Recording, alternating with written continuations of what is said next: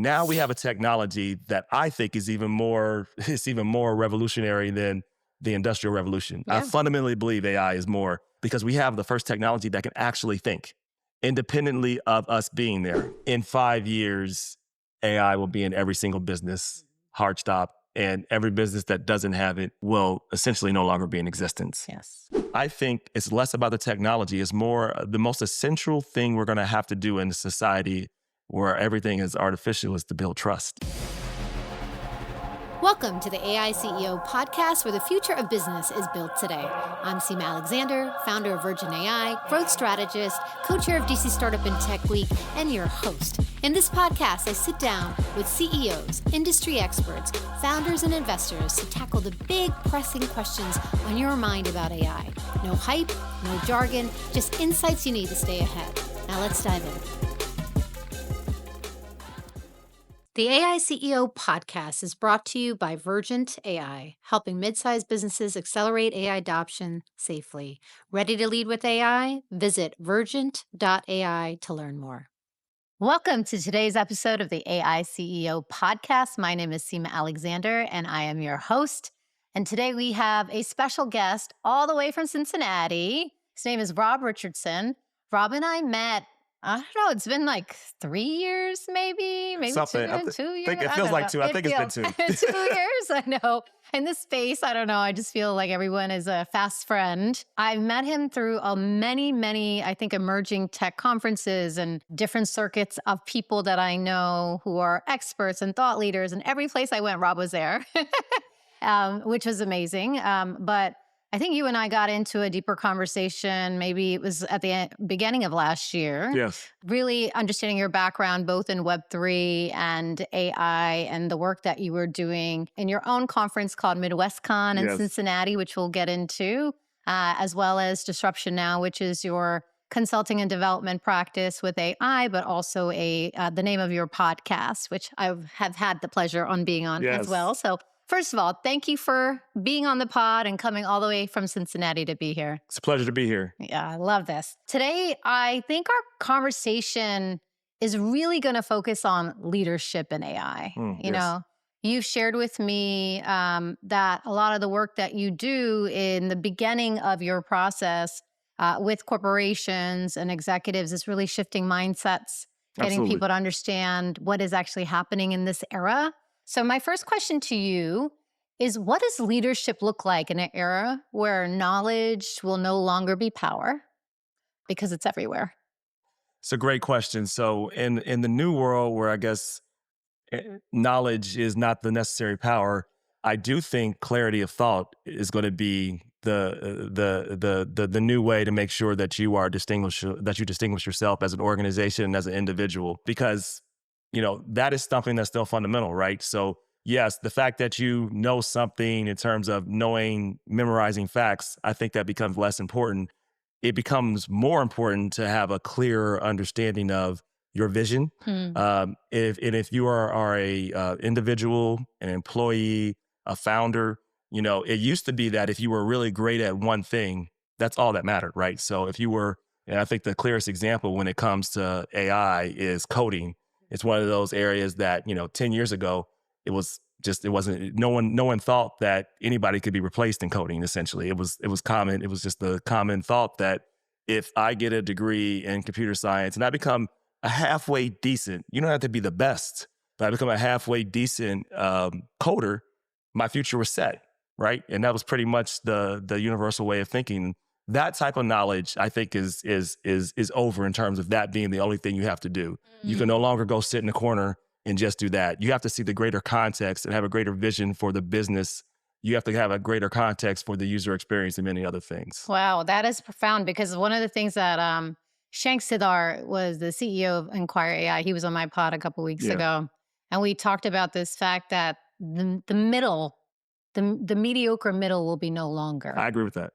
So can you kind of give me your take? Because from what you just said, you know, because I'm in the startup land and the sort of the growth companies in terms of the work that I've done and the work that we're doing. And so when you say, you know what, for a startup, being good at that one thing and known for that one thing may not be the way. No. So can you expand a little bit on that and why that being that mediocre middle is not a good place to be anymore? Yeah. And I think, I might define it a little bit different than the mediocre middle, because there are people that may know some really important things and are really, really good at those things. So but they can't be complacent in just saying that the fact that you just know this is all I need to focus on, right? So the human brain and our experience has taught us, like, we want to have deep, and sometimes a deep expertise in a subject, which is still good, by the way. But you have to now have broader context for what you're trying to do, right? So in the case of a business, right, you have to now, it's not enough to just be good at coding, for example. Let's take coding again, right? If you're a coder, you may not even, the fact that that you can write code is not enough. You have to actually be able to read code. And what do I mean by that? You have to be able to understand patterns and issues, because you are now going to be interacting with an intelligent being that can bring multiple points that you can never do. But what you can do as an expert is bring context to it, but you have to sometimes see the broader picture. You can't just say, I'm just going to do this thing. I'm just going to worry about that. That's all that I do. It's just not going to work anymore, because people expect, and people will expect, as AI becomes more universal, that, if you're a marketing agency, they're going to know that you know how to make those images with AI. And they're going to say, okay, you're charging me $25,000. They're going to want to know what the cost is behind that. Right. You need to be able to do more than just produce an image. You now need to be able to help them come up with context, strategy, leadership. You can't just see yourself as a marketer. You need to be able to figure out how to use AI to exponentially improve what you're very good at. And then what you're not good at, figure out how you can get better. I love that. Listen, I think one of the things from a contextual perspective for the community listening in, from a coding perspective, I don't know if you've heard of the concept of vibe coding, or all these tools, Lovable, Replit, Cursor AI, right? You literally can prompt what you're thinking about, and I want a website like this, or I want a CRM even like this, and the code pops out. Absolutely. But what you're saying is the folks that actually understand the code, can read it, can maneuver it, but to add that other pieces in terms of context for their end user are going to be the ones that win. Yeah, I agree. And to your point, excuse me, the vibe coding gets you about 80% there, right? It does, if you know basically what you're doing, but that 20% matters. So when you talk about, where I do agree on the mediocre side, is that 20%, gets you to that, you're at that 95 or 100%. So to get you to that next level, to be able to convert yourself as that business, is no longer having the MVP doesn't look like a big deal anymore. Right. So being able to convert that 20% is what's going to separate you. So that's how you have to think about it, I think. So one of the things that you and I were chatting about pre this pod just a few minutes ago was, how many of us who actually are in the know these things? Yes. And there's probably 98% of the world that doesn't know what's happening, and probably is not even thinking like that right now. Yes. So what do you think is truly the timing? Because I've had multiple different industries on this podcast and my previous podcast, and I've chatted with marketing agency folks all the way to government folks, right? And it's funny because the marketing agency folks, again, this whole world of, well, it's kind of cheating to use these tools, but we do use them, we augment them. And that was like a few months ago. So I'm sure things have shifted already, and people are really understanding that you have no choice, right? No. But when do you think it's going to catch up with the consumer, right? Because I think industry and business, this is sort of my passion and my sense of responsibility to get the word out. And little by little, I'm actually seeing people understanding, okay, now AI is big. Now, what do I do about it? What does this mean for my business? Those questions are actually happening now. Right. But in general, I don't know, what's your take on where are the consumers? Do they know that all this stuff is happening with AI, and they are already at a place that it's too expensive? What do you think? Or is there a time for that? Well, I think, traditionally things have moved. So it took, if you look at, I'm going to age myself here a little bit. We both can age ourselves. It's okay. But Web 1, right? Yeah. That was happening essentially when I was in college, right? And we were looking at, how it was cool just to be able to do Napster. And for people who don't know what Napster is, I'll tell you, it was the precursor to your iTunes, right? Yeah. But it was a way that was an awesome experience to be able to just download any music, even though it was illegal. But anyway, we still got to do it. We did what we had to do, Yes. And so I look at that moment. How long did it take us to move from that to iTunes? It took about 7 or 8 years. But you look at ChatGPT, and if I'm if my numbers are correct, I believe it has more users than any app in history in terms of where it's at. It already has more than Facebook did, which was the largest to that point. And I think it did it in 3 years, where it took Facebook 7 or 8. So what that tells me is that clearly if it took us 7 or 8 years to get there, it's minimum half. Minimum. I think it's faster, right? Because if you look at the trends of where people are. And so businesses, it's kind of like this Drake line. So Drake has an album said, if you're reading this, it's too late. Yeah. For businesses, if they don't do it now, if it's three years from now, if you're reading this, it's too late. Like, the market would have shifted so much. And this is especially true for emerging businesses. Larger businesses to some extent have some time to build in things. But if you're a small business that's at 100 million or 10, 20 million, you don't have 2 years to wait to figure this out. You got to do this now. Yeah. I mean, 18 to 36 months, all industries, every workflow will be disruptive in some capacity. I agree. Right. And I so agree. I think your timeline is very similar to what I've been sharing and a lot of validation I've been getting from a lot of other speakers.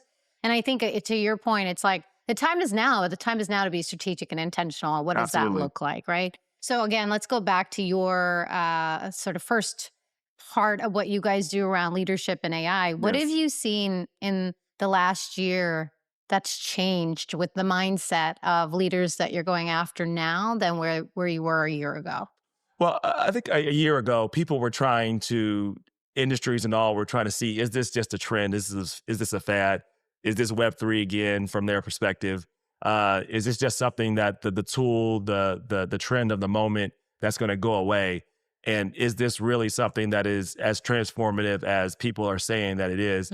I think quite a few leaders have realized that this is not just a trend. This is literally the final evolution of the internet and the computer age. And I think everybody's not there, but a lot more people are there now than they were a year ago. I think people have really woken up to that this is more than just a small productivity hack. This is really going to be able to help us transform how we do business, how we can serve, how we can exponentially do a lot more for a lot less. Can you give me some examples of companies or use cases that you've seen that have shifted not just from a productivity perspective where people are trying to reimagine their business models? Right.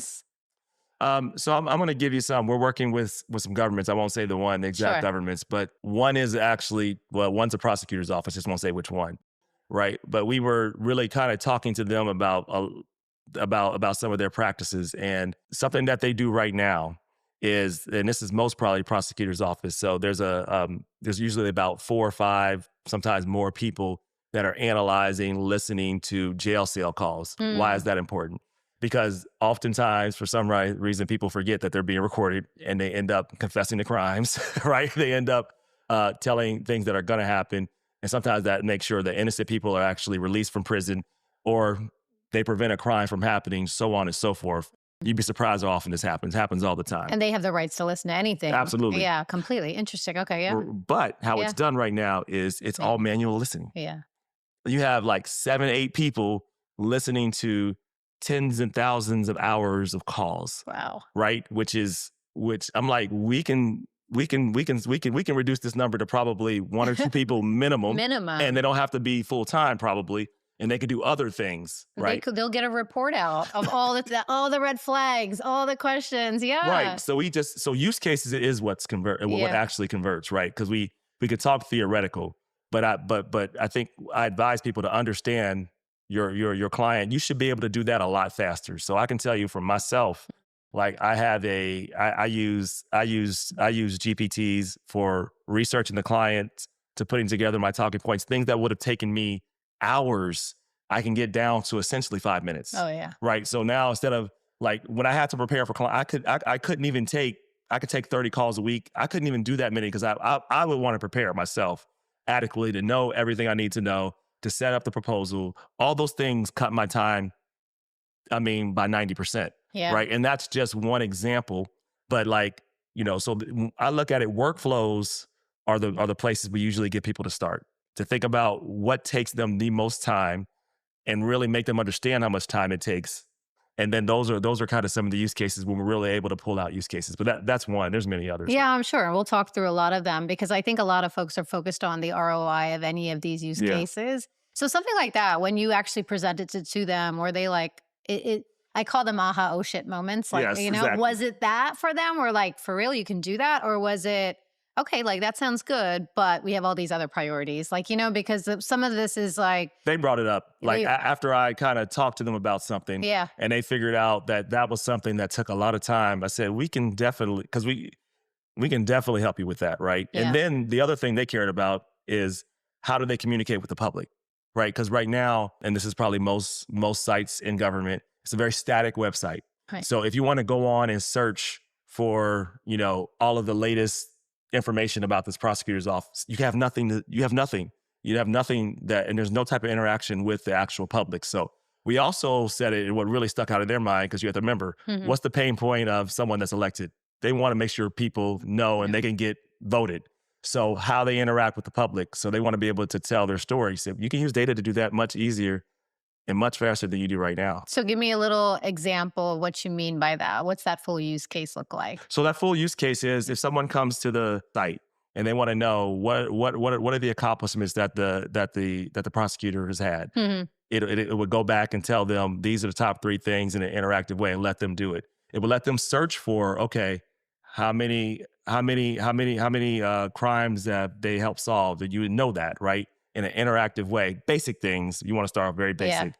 But right now, you can't find any of that information on the website. Yeah. And So you basically created a AI-enabled chatbot. that's all. Okay. Yeah, and then And it's funny, we say that's yes, all, yeah. but that's a big difference than how chatbots have been used in the past, which were literally Excel spreadsheets that had a question and an answer. And Yeah. if it didn't match, then you're getting all these random things that never answer your questions. So Yes. now we're providing context and content into these AI agents, right? Or Yes. and so it's learning also, right? It's learning from the interactions of what customers are in this case. I Absolutely. don't know if you So- call them customers or But prosecutors, but you know, voters, Yeah. stakeholders, that's one. But the biggest one was Yeah. the internal stuff, right? So when you go through, they have to go through so many documents, Mhm. and none of the documents are connected. So intelligent search was one of the other areas too, because it's all over the place. Right. Also training for their employees, right? Think about you're serving the public. You have a limited amount of money, but you have to prosecute a lot of cases. There are things that are done over and over and over again. How you file papers, how you go do the, like, that stuff should be.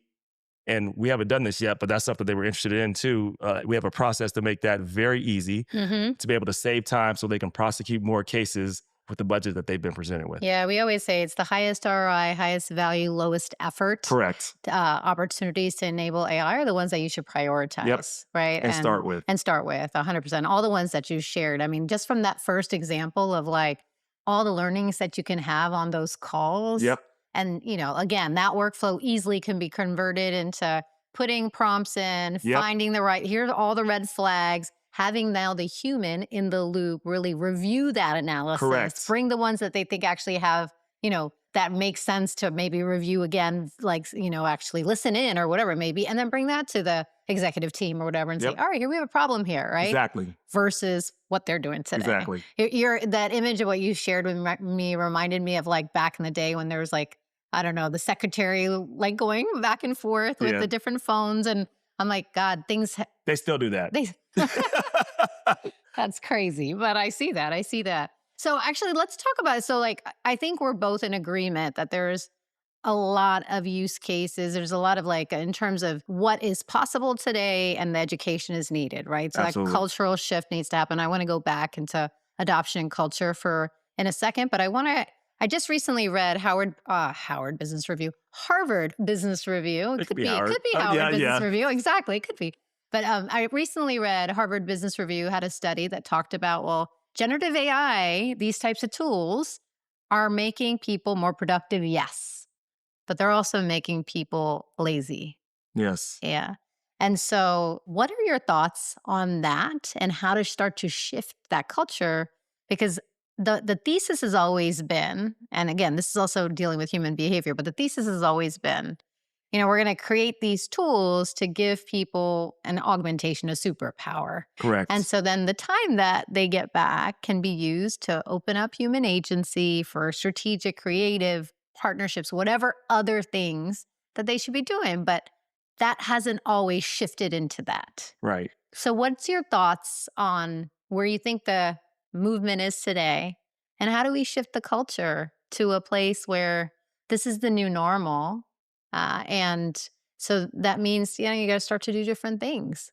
Yeah, so it's I view this as we should focus less on artificial intelligence and focus on what we call artistic intelligence. Now, what do we mean by that? We mean that before you could learn, algebra, for example, you still had to learn how to add, subtract, divide, multiply, do long division, understand variables. You had to still learn and understand some basics. So I think if there's a downside to our ability to bring knowledge forward so quick, and it sometimes lets people think that they don't have to be system thinkers or critical thinkers. It goes back to our earlier conversations. The mediocre, that's a mediocre mindset. Yeah. That I think is mediocre, right? If you think that it's going to help you if you don't actually understand what it is you're doing, right? So everything first starts with clarity, and clarity you can't have with some level of expertise and knowledge. So, when you do any type of artificial intelligence, and I think this is going to be true for a long time, even as we get into agentic AI, we are going to have to be very crystal clear on what we want to have happen. So I think the communications lies on the executives to start to articulate what this means. Correct. The vision part of it, which you shared before, but also the intent of if we're putting in these systems or these, call them AI agents or whatever, which way the vernacular is in your company, but we're doing this so that. Correct. So that, right? And, and I think the vision, I think there's two-prong. I think I've done a lot of repositioning work in my lifetime to grow and scale companies. So I always say that it's the AI vision, sure, but it's the bigger vision of the company, what the outcomes that they want to actually create for their customers or whatever. And getting people to understand, this is going to get us there faster, and getting people to almost and to make it like a movement versus this is just your job, right? Correct. And I think there is something in there's an AI vision, sure, and that needs to be communicated, but that's so that, and why it matters to the larger vision of the company and why it matters to them as employees matters. Correct. And I think I'd like to go back to a little earlier point. Yeah. I think the biggest challenge here is that done wrong, that Harvard study is right. And that's how most people thought, okay, this is a shortcut tool for me just to do something quicker. And it can help with that, but that's the wrong way to think about it. I think it's actually on the front end. I would actually argue it's harder at first. Why do I say it's harder to implement AI? Because now, traditionally, knowledge, creativity, all of that was an individual process. That was something that if Rob Richardson sat down, he would come up, collect his thoughts, share it with Seema and the team. Maybe they go over it, but most of it's very internal. And then we would share with other humans. And then the kind of distribution of that knowledge was a very clunky process. Yeah. It took a while. We had to figure out, learn and relearn, go over it again. That dynamic has changed, right? So now it's more of a collective intelligence that can be widely distributed. And we are now have to position ourselves to not only be clear with how we think, right? Because every LLM is still a kid that you have to give direction to. So we have to be very clear. Otherwise, it's going to think in its own way and do things. But we have to really understand what it is we're doing. Then we have to understand how to talk. You have kids. We have kids. Kids speak different languages. Your large language models speak a different way and think a different way. So now we have to figure out a way to communicate, make sure we're clear with what we want, make sure we clearly communicate to the AI system, and then collectively refine, learn, and that's how we scale. So and add guardrails. And our guardrails and all those things. You have to have a systems approach to this. And so it's radically actually can transform how you work as an organization, but it's not just if you view it as let me have AI give me the answer to my homework. Yes, it's going to make your brain lazy. Yes. Instead of how can I understand my homework and then use AI to better help me teach and learn my skills even better. That's how we should be thinking about this.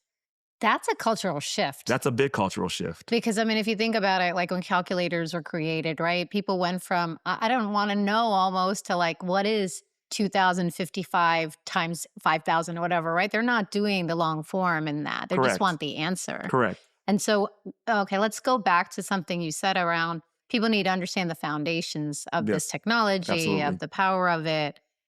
How, and then this is also the cultural piece of like just mindset of human beings, and where previous cycles, things that got easier, people just did. People just Yeah. Googled it, right? Yeah. You do lose some of that sense of like, I need to know the back end of something. You will lose some of that, just like, that's correct. Yes. But we've also lost some of our sense, like as human beings, we used to smell better. We used to know how to navigate woods Hey, I and things. still smell good. No, You I'm still kidding. smell great, right?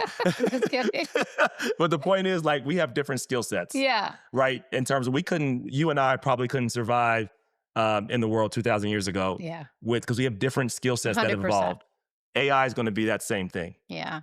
No, I agree. So let me ask you, what are some of the fundamental, I don't know if it's the skills or sort of parts of the technology that you think every leader should know Yes. about AI? So one, you got to have some basic prompt literacy to know how to speak to the AI, right? And although, And even let's go back, because I know most people know what prompting is now, but just like when you say prompt literacy, what does that mean?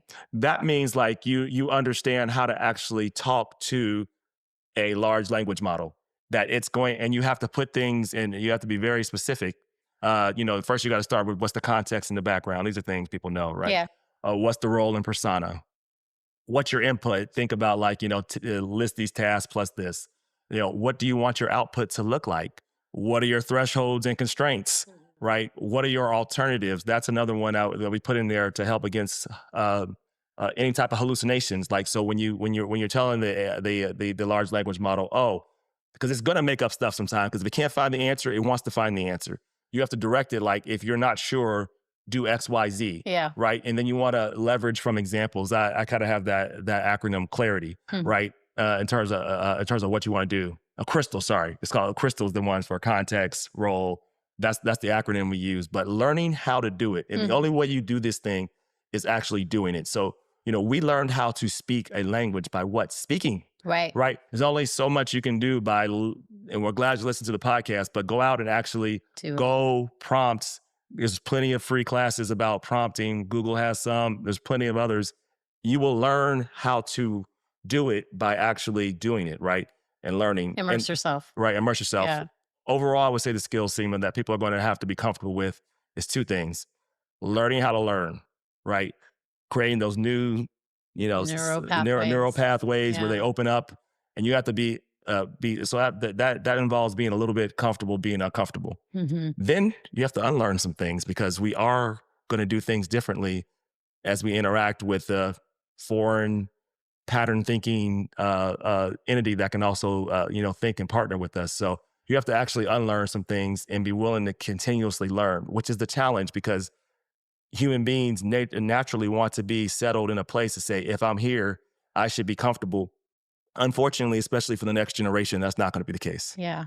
I want to talk about the next generation, because that's a big, question. And we've had lots of conversations with education, and where, I think there's a difference between being in elementary school right now and kind of going through the path, and AI will catch up, and being a college student about to graduate, Yeah. or even a middle schooler or high schooler, right? It's just like you're at a different path. You are. And actually, one of the things I want to have on this podcast is a group of middle schoolers, a group of high schoolers, and a group of college students who have different perspectives on AI and where it's headed. Because I think, for them, what I've learned for the college kids is like, they're like, it's here. Like, we're gonna figure it out. We're gonna use it as part of technology. I know they're feeling some of the career issues, Absolutely. but like, I'm just curious to get your perspective. How should education change? Education needs to go through a rapid disruption. It is far, far behind. We still teach from a level of, we have knowledge here. You just sit and learn from a textbook. We have, I think, educators having the wrong context of the conversation. They are worried. They're obsessed about people cheating with AI, and they're going to use AI. So they're going to do that. Yeah, it's just a fact. That's like saying people aren't going to use a calculator. People aren't going to use computers. So what quickly educators need to do is figure out how to teach skills in different ways, how to also teach skills interacting with AI, right? And then making sure you're teaching those fundamentals, and then using AI to extend those things. So teaching So I'll give you a concrete example of something that I did very simply to help teach kids about prompt engineering, right?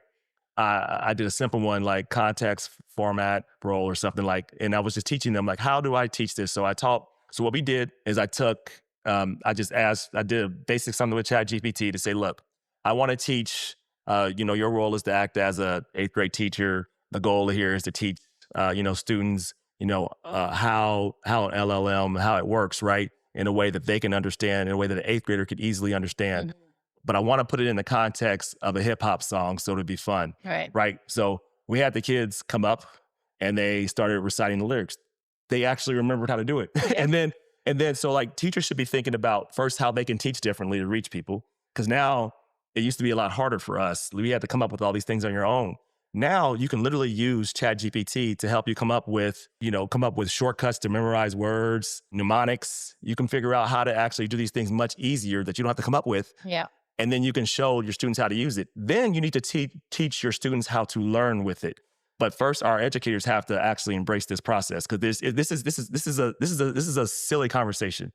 They're going to use AI. The question is how to make sure they're learning the skills in other ways outside of using the technology, but also using the technology. Mm-hmm. They have to that fundamental shift we talked about is most important that it starts in education. So let's talk through this a little bit because maybe 2 months ago was a career day at my 5th graders class. And I literally had 25 minutes to talk about my work in AI. Yes. And I showed them, I was like, I'm going to do something that's like fun and exciting. And I've shared this on the pod before, so I won't go into too many details, but similar to you, like created a storyboard on ChatGPT. We created an image through ChatGPT. I put it in Runway ML to create a video just to show them that whole process. And it was done in like 7 minutes, right? And with their experiences, with their student names and their teachers. And then I said, okay, give me a couple more of these experiences you've had all throughout the year. And then we're going to create a song together. And it ended up actually being rap genre. We put it in Sonu. Yeah. And I learned that at your conference, by the way, shout out to MidwestCon.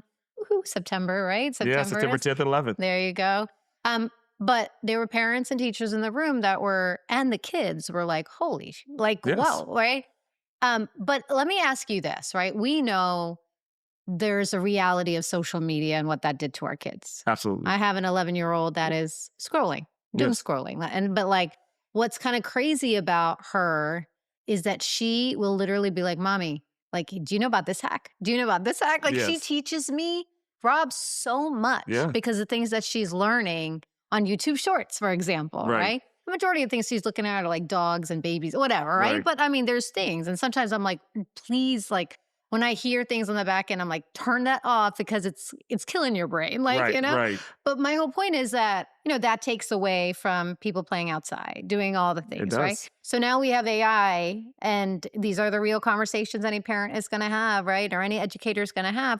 At what point do you start to incorporate that where they understand that, this is the right time? Because we've learned from social media. Now Australia is saying you have to be 16 or 18. I forgot which one. Yes. 16 or 18 to use social media, right? Like people are starting to realize and I say this all the time, innovation has implication, right? So I agree with everything you're saying for multiple reasons. And I have had conversations with a lot of educators that they're seeing that, right? And they're finally starting to put a lot of effort toward that.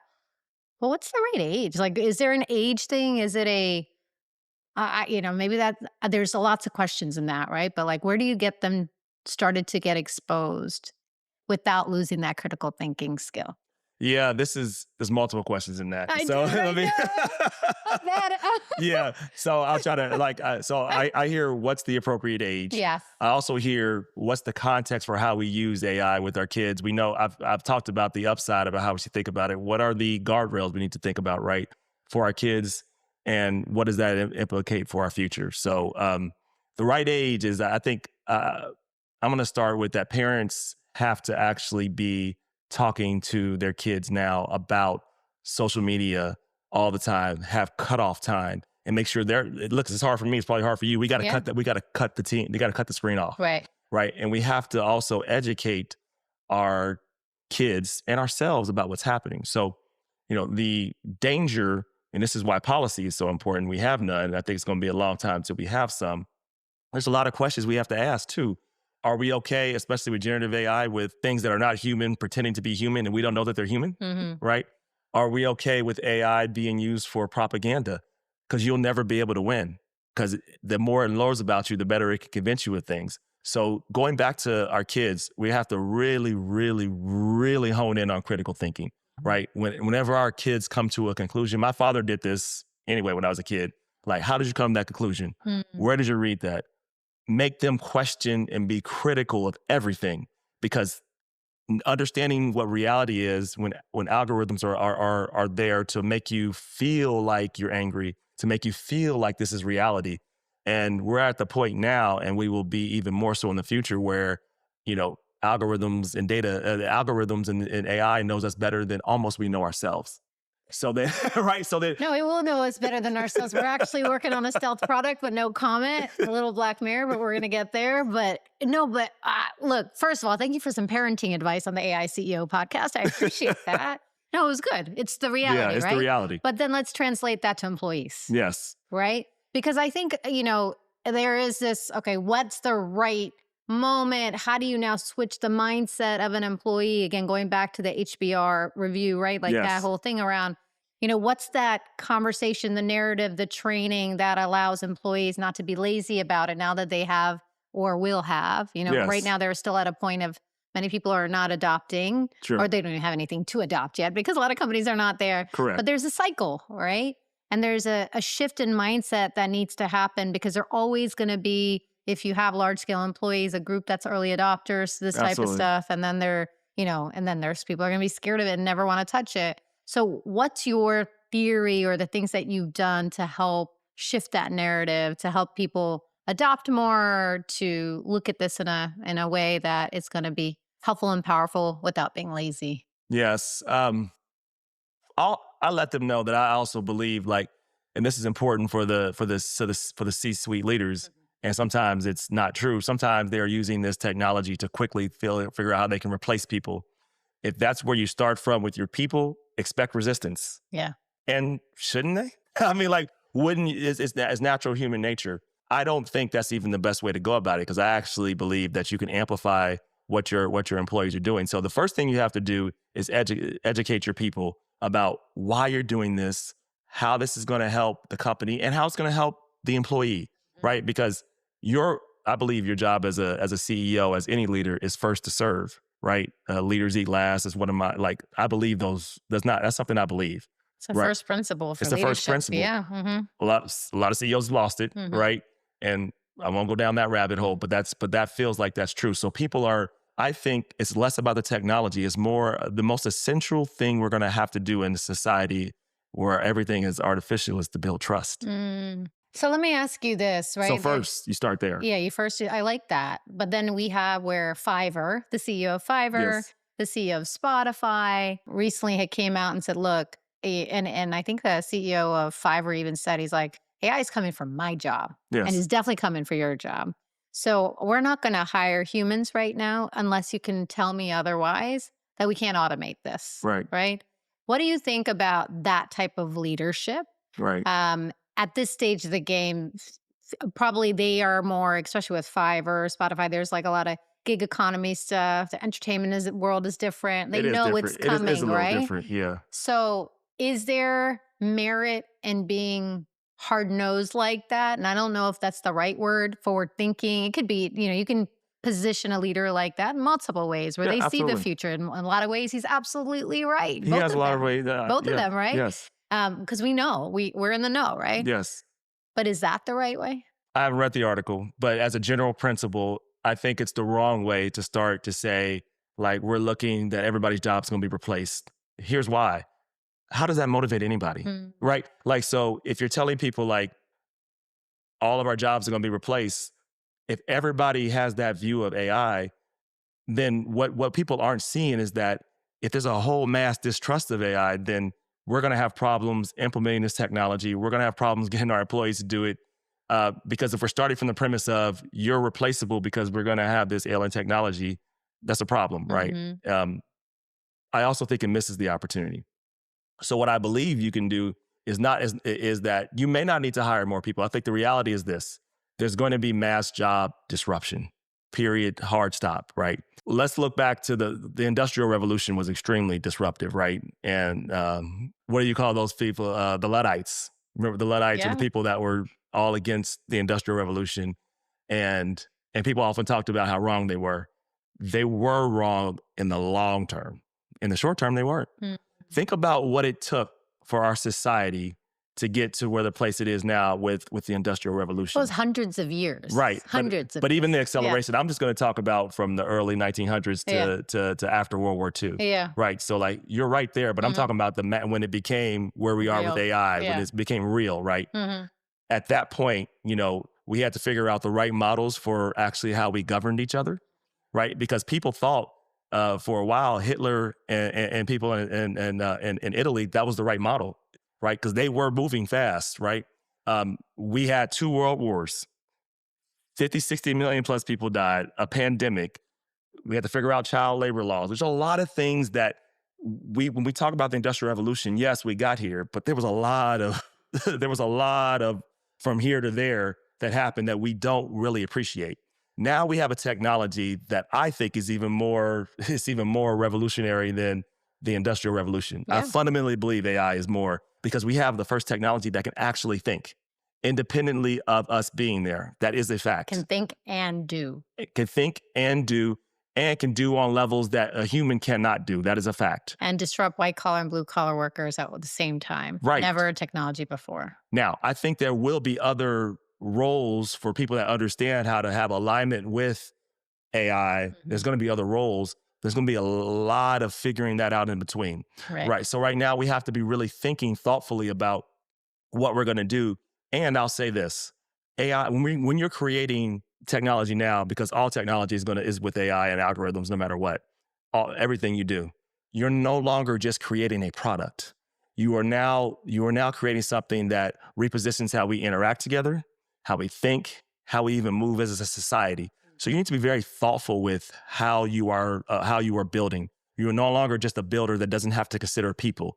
Your product will affect people. So going back to the question, as a leader, you need to be thoughtful about how are we creating the right culture for innovation, for trust, because you can't have innovation without trust, right? And if your people think that they are just replaceable cogs in a wheel, they are not going to be there for you. I guarantee you. So like what you want to do is figure out to tell people like the better message would be AI is something we have to implement. And I want to make sure that we become the company that leads and that you will be able to be here, be a leader in this, and that we will grow and can thrive in the future. Because if we don't do this right, we may not survive as a company. I want us to thrive. This is how we can do it together. And then you set up the culture and the operations to build, and more prosperity comes. But if you come from the mindset of, well, you better do this or you're not going to be here, can it work? Yes, it'll work for a while, but it will also have a lot of backlash, and you'll lose a lot of money. And we have a case point. Klarna has shown that, right? Klarna did the same thing. They were like, we're gonna just get ahead of this, and they replaced, like, they said we can have one agent do the work of 700 people. That's what they said. Guess what?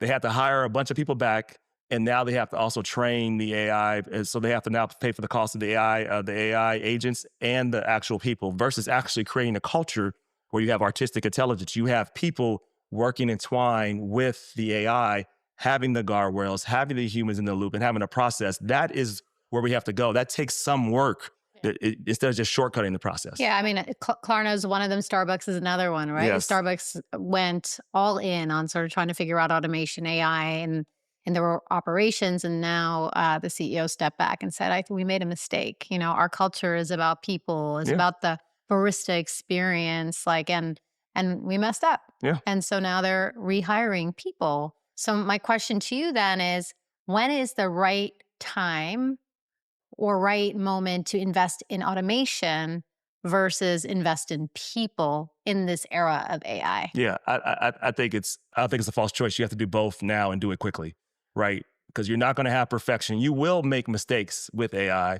There will be some learning lessons. And I think the best way through that is transparency to your internal team and to your external customers, right? So because you have to, again, trust is going to be hard to come by in this, it's already hard to come by, frankly, because we don't know what to trust. I think that's the state of our world, the state of our politics. People don't trust anything. Right. Right.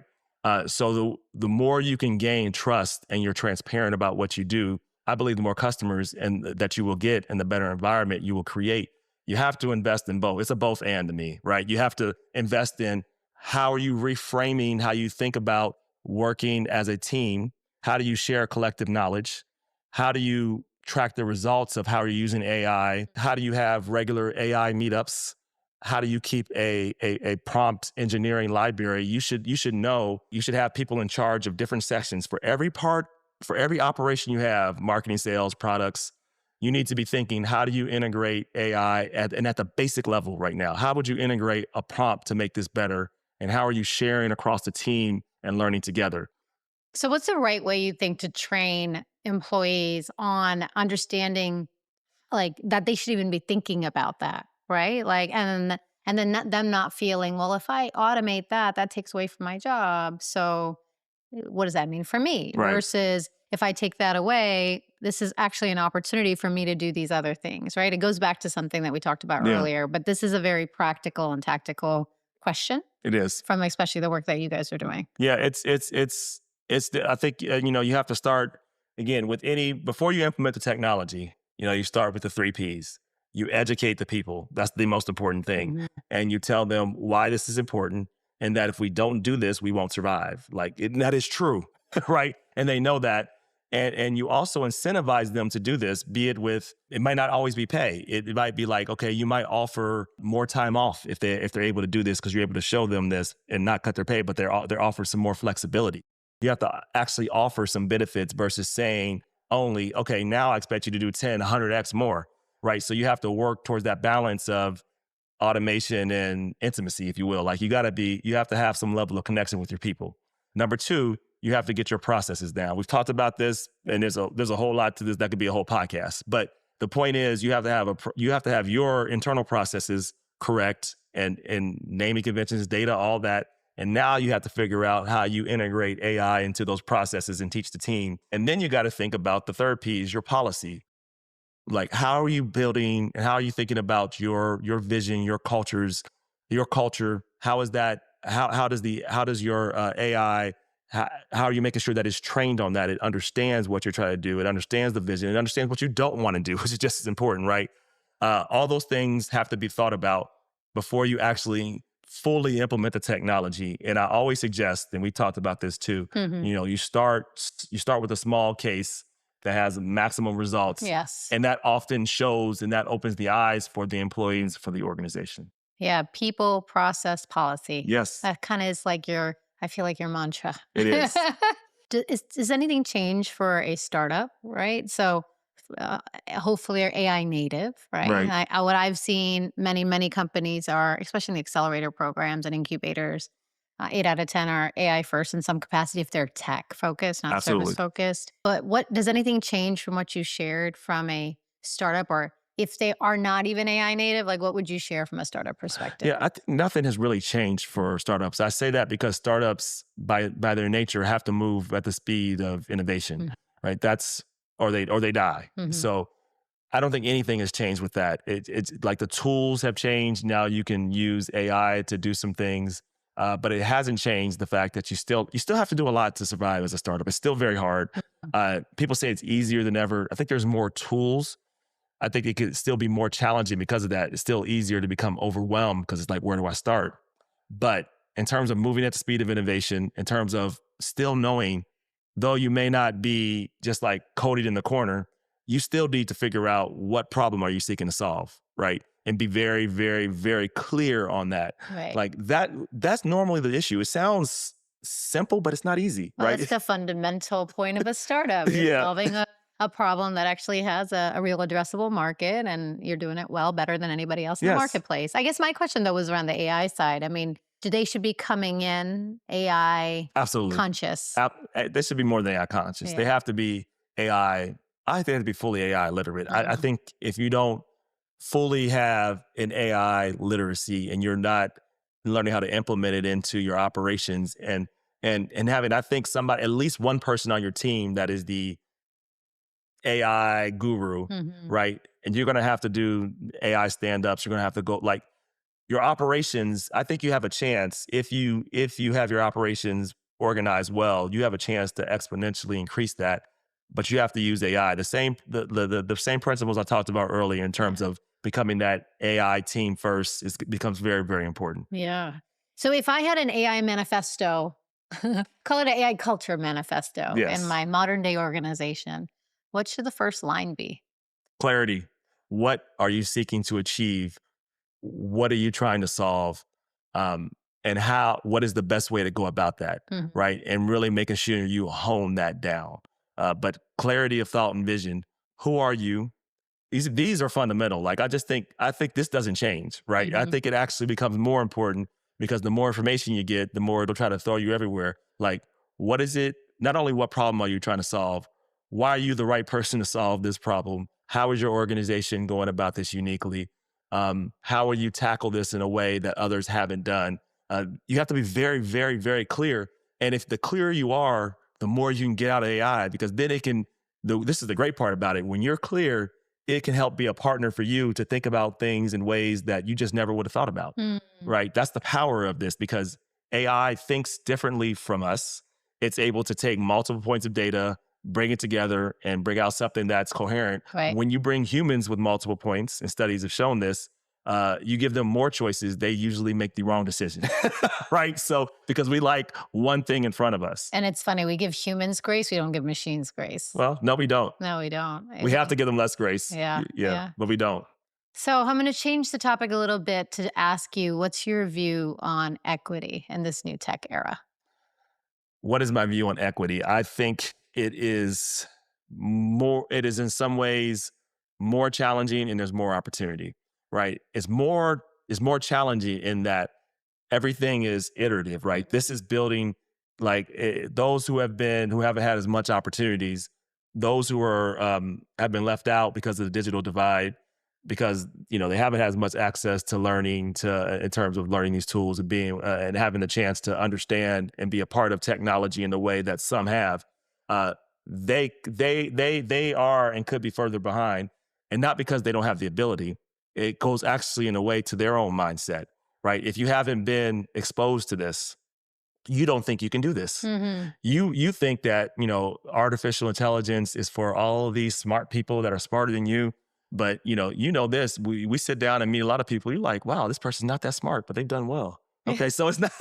I'm like, and you're like, and you realize wow, okay. And you realize all of this is just something that a lot of it is not as it appears. Yeah. Right. But if you think that if you start with the mindset, which many in marginalized communities start with. You've probably heard this many, many times, and it really bothers me. People say, I'm not technical. I just don't do that math stuff. And you think about it from this point of view. Would anybody say, I don't do that reading stuff? I don't know how to read. No one would want to say that out loud. Right. Right. But it's commonplace to hear people say that. And they've accepted that mindset that this is who they are.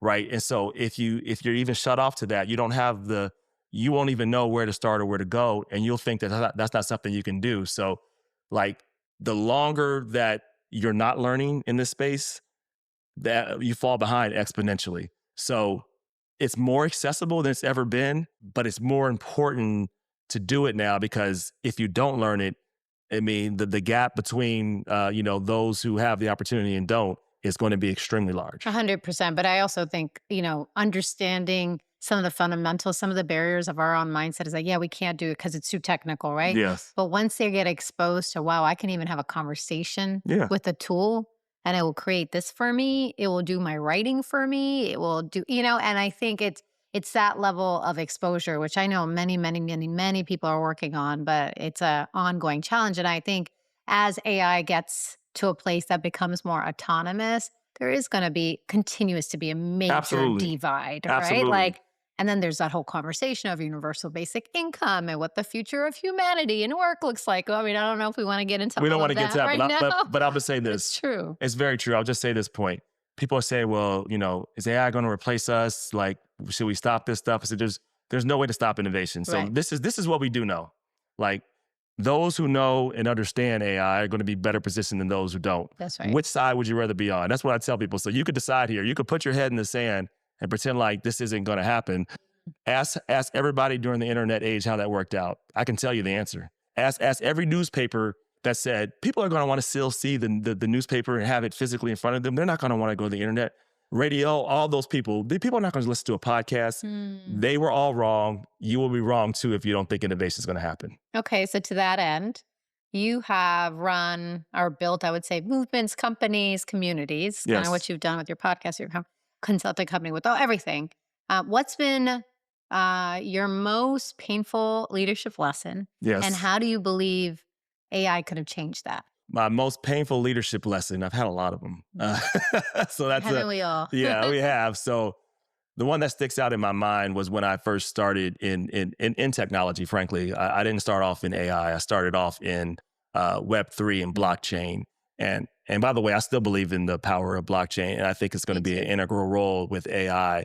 It's just going to take longer. But what really drew me into blockchain was the ability to own your own data, to be able to organize communities, NFTs, along with, cryptocurrency. I saw a lot of opportunity and potential there. So I went along and built a huge NFT platform and really focused on helping corporations do gamification to collect data. And I was very close to closing a VC round, pretty much was there, had some customers lined up, million plus. Then FTX happened. If you don't know, that was a huge scandal within the blockchain market. And then suddenly all deals stopped. No customers did anything. And I learned a lot through that lesson.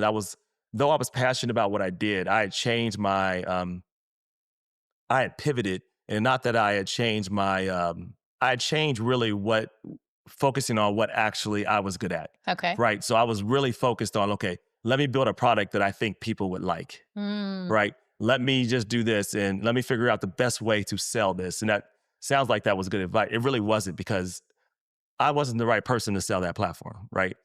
It wasn't a vision I really cared about. I moved away from what I cared about and frankly was good at and understood, right? So it was an opportunistic moment. It was. Okay. It was, right? Looking back at it, it was. And I tried to tell myself I was doing this for XYZ community, but it didn't feel authentic, if you will, at the moment. So I ended up pivoting back to actually, that's where we started MidwestCon, and had I not started that, I lost a lot of money there, but it would have I would have had to probably just stop altogether. So what that taught me is, like, no matter what you're doing, like, you have to be centered on what you're actually skilled at, what aligns with who you are, and then everything else follows. That includes AI. You don't start with, okay, let me do AI and then figure out what I'm going to do. You don't start with, oh, let me do crypto and let me figure out what else I'm going to do. You started with, like, clarity. What is it? What am I working to solve? What's the big problem you're working to solve? And why I got into technology in the first place is because I ran for office before, and before I was in education, and this still holds true for me. Like, I want to make sure, how can I create systemic impact and help people, overall. Right. You can do that and make money too, right? And so, I believe now, and it helped me come to a clarity of vision for what I am working on and why I'm doing this. Emerging technology has has so much effect in our life, right? From social media to business, that making sure that it's both accessible and that it's human-centric, right, is very, very important, I think, and it's going to be even more important. And that combines things that I am both passionate and competent in. Policy. I understand policy very well, how policy works, why it's so important. Innovation, that's very important to me. And then, social impact and helping people. Like, everything I do is focused on that. And so I have empathy for the small business that is trying to figure this out, for the government agencies that is trying to figure this out. Because I've been involved or understand their perspective, I can help them in a way that a lot of other people cannot. Yeah, I think you and I share that, because of my passion on all of this stems from my parents' businesses going down in the 90s, the advent of the internet, the impact of that, and looking at how business completely changed when a major innovation occurred like that. And again, AI is even bigger than that. Absolutely is. And it just brings, even though I wasn't a technical founder or a technologist all my life, I was a business strategist and growth person. For me, it's like, it makes it so much more real why I'm so passionate about it is because I experience things that you have never experienced before, or my parents or the clients that I've had. And now knowing where this technology is going, I keep saying we're like in that 1% to 2% of understanding. There really is not only a major sense of responsibility, but it's like, it's a movement. We have to. Absolutely. We have no choice. Absolutely. Like, you know? Wow. Okay. I would love to do some rapid questions with you. Let's go. Let's go. Okay. What are your top 3 you can't live without AI tools? Top 3 you can't live without AI tools. Obviously, ChatGPT. Okay. Right. I use ChatGPT all the time. I love Notebook LM actually quite a bit. Can you explain what that is? Yeah. So Notebook LM is a tool by Google that allows you to take notes from anywhere, YouTube, any other site, convert it into study guides, briefings, and also create your own podcast. Right. So I often use that to help me really, really, really, really study, to understand things extremely quickly. So I will use that to do things. I also use Perplexity quite a bit for research. But a lot of what I do, honestly, I take and it goes across every single a language LLM model as well, right? So I think making sure I work on my prompting and refining and retuning as well. I'm now exploring with what's that? N8N. The automation. So I'm also learning that tool. It's becoming more useful as well. So those are the tools that I use and I'm learning from. Yeah, it's always interesting to hear people's AI tool sets, right? I think it's a really cool thing. It's a great way to educate people on it too. So, one book idea or person who changed the way you lead. Changed the way I eat? Lead. Oh, lead. I was like, okay, yeah. One book that changed the way I lead. Simon Sinek.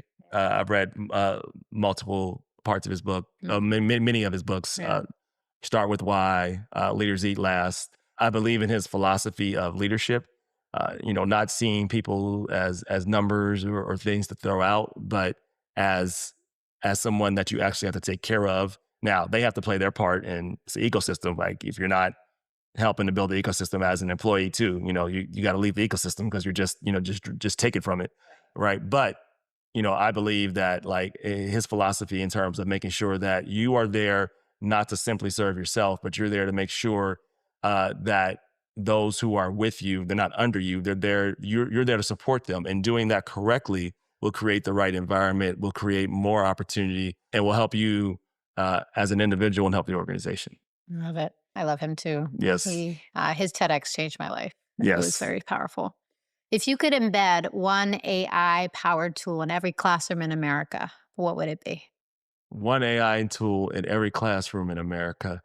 I would actually just ask that teachers learn how to, and educators adopt the system to learn how to both use it to help them amplify and help students learn. So I would just like them just to use the basics of ChatGPT to help students learn better, to do personalized learning. Like you don't have to be an expert in ChatGPT. You don't have to be the greatest of vibe coding. You just need to have what is your basic approach for what you're trying to solve. So my hope is that enough of our educators and systems understand the urgency of moving now, that right now urgency is greater than perfection. Yeah. There will be mistakes. That's also okay, because the cost benefit analysis is this. Every day you wait to make sure that our kids have this literacy, have this opportunity, you're setting them up for failure. Mm-hmm. So we have to move faster. We can still move intentionally, but we have to start experimenting and moving right now. I just want to see movement, and I want to see it faster. Yeah. One tech prediction that you would bet your reputation on? I would say that in 5 years, AI will be in every single business, hard stop, and every business that doesn't have it will essentially no longer be in existence. Yes. Agreed and agreed. Last question. Yes. If you could build $1 billion company starting today, yes, you and AI agents, what would you build? If I can build any company with just me and AI agents, I would probably work to build a system to try to make sure that we were more empathetic as people, that we don't, because right now, we talked about this a little bit, but in some ways, social media is the canary in the coal mine when it comes to AI, right? It is showing the worst versions of what's possible with AI. There are some great things too, but generally speaking, there's a lot of bad things we have to really consider, right? We've seen genocide campaigns be amplified because of social media. We've seen, I think, our divide as people because everybody's able to get their own version of what they think facts are. We can't even agree when it's not raining outside, right? So there are some serious complications.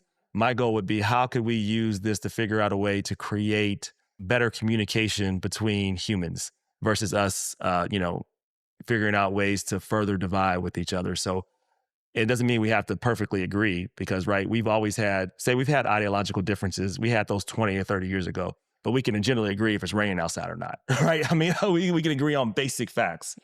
So my goal would be how we can essentially get AI to be more aligned with human empathy and not just focused on, how we can make the most money at the expense of humanity, at the expense of relationships.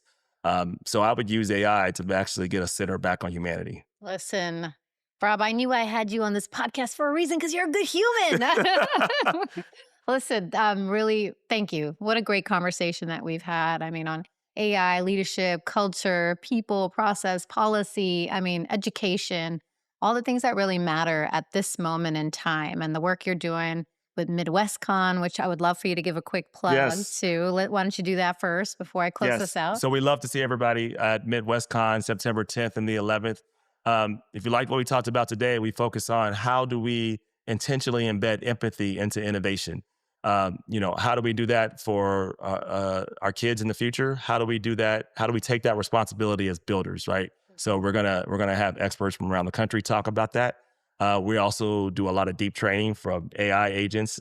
Noel Russell, a friend of ours, will be doing some deep level training for folks that sign up early too. So we do a lot of deep level training.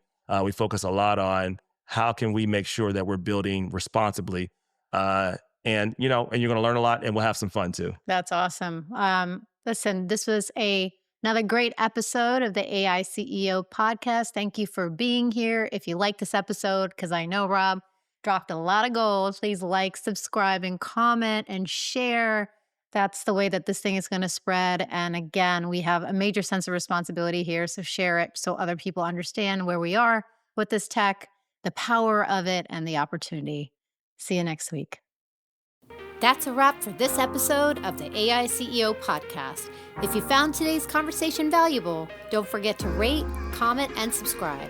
It helps me reach more leaders like you and continue bringing in top AI-first founders, industry experts, and visionary CEOs to share their insights. AI is evolving fast, and the CEOs who harness it today will lead tomorrow. Stay ahead of the curve, keep learning, and keep building. Thanks for tuning in, and see you next time.